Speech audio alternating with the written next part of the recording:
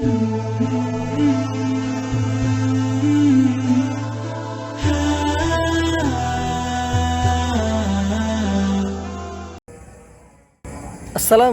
warahmatullahi wabarakatuh. Alhamdulillah wassalatu wassalamu ala rasulillah wa ala alihi wa sahbihi wa mawalah, amma ba'd. Teman-teman sekalian, satu hadis yang mengingatkan kita tentang pentingnya masalah niat. Hadis ini disusun oleh Imam An-Nawawi rahimahullah ta'ala dalam kitab Hadis Arba'in An-Nawawi عن أمير المؤمنين أبي حفص عمر بن الخطاب رضي الله عنه قال: سمعت رسول الله صلى الله عليه وسلم يقول: إنما الأعمال بالنيات وإنما لكل امرئ ما نوى فمن كانت هجرته إلى الله ورسوله فهجرته إلى الله ورسوله ومن كانت هجرته لدنيا يصيبها أو امرأة ينكحها فهجرته إلى ما هاجر إليه متفق عليه. Teman-teman sekalian, hadis ini mengingatkan kita betapa pentingnya masalah niat. Rasulullah bersabda, sesungguhnya setiap perbuatan itu ada niat-niatnya. Maka sesungguhnya Allah akan memberikan pahala atau ganjaran atau balasan tergantung pada niat seseorang dalam melakukan sebuah amalan. Maka dari itu, jika kita melakukan sebuah kebaikan, niatkan saja mencari ridha Allah Subhanahu wa ta'ala semata. Niatkan saja ikhlas karena Allah.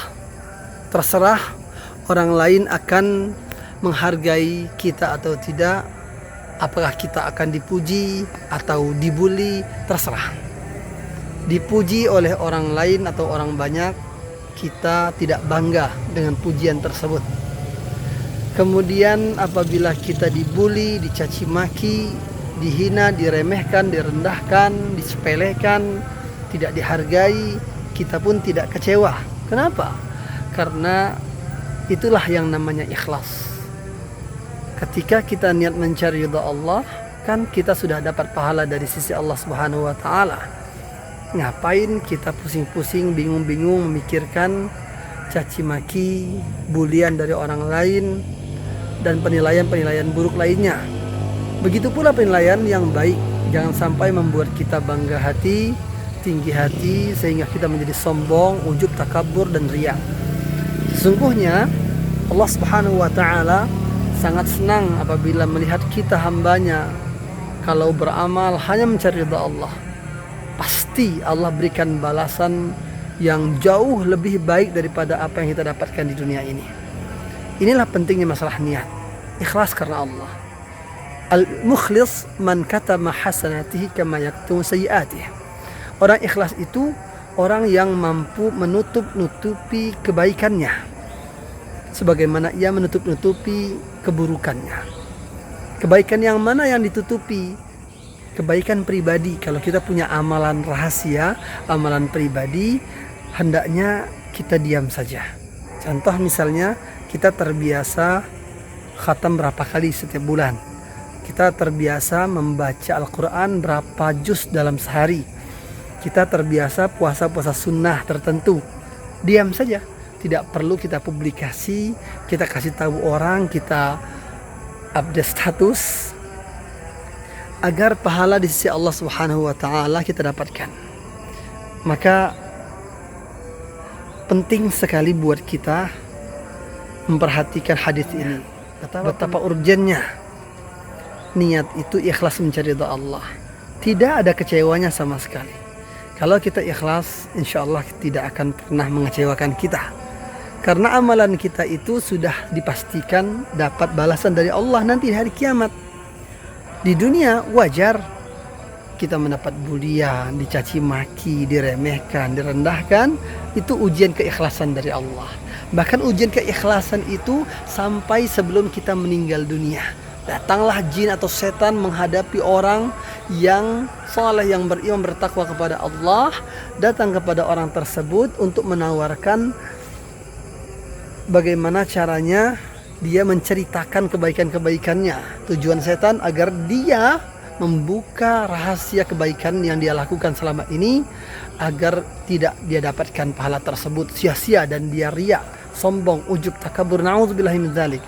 Itu setan. Sampai detik terakhir ketika orang mau meninggal dunia pun setan berusaha menjatuhkan dan menggelincirkannya agar seluruh pahala dan amal soleh selama ini yang dilaksanakannya hilang pahalanya.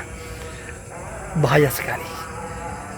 Kaum muslimin wal muslimat, teman-teman semua, sahabat Yasirah TV Official, mudah-mudahan hadis ini membuat kita istiqamah, insyaallah, berniat ikhlas mencari ridha Allah.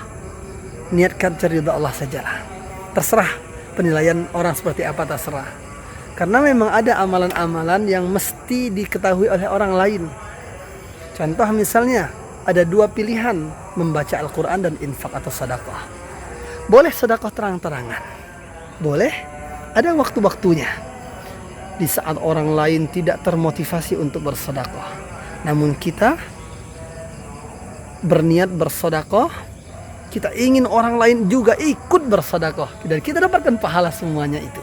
Semua orang yang bersedekah setelah kita bersedekah karena termotivasi oleh kita, maka kita bersedekah terang-terangan. Cukup di hati lillahi ta'ala, ya Allah engkau saja yang memberikan pahala buatku ya Allah. Terserah mereka menghina, menghargai atau membuli, ya terserah. Mereka ikut atau tidak ya terserah. Pokoknya niatnya mencari Allah subhanahu wa ta'ala.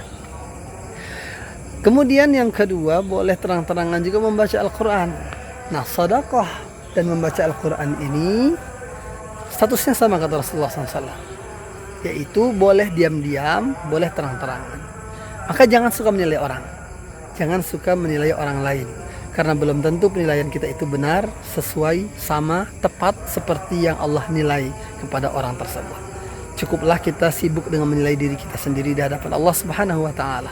Jangan suka menilai orang lain, karena belum tentu kita lebih baik dari orang yang kita nilai. Wallahu a'lam bishawab. Subhanakallahumma bihamdika asyhadu an la ilaha illa anta astaghfiruka wa atubu ilaik. Semoga bermanfaat untuk kita semua. Bagikan sebanyak-banyaknya. Semoga menjadi amal jariah. Assalamualaikum warahmatullahi wabarakatuh. Yasirah TV Official. Imbangi dunia dengan akhirat.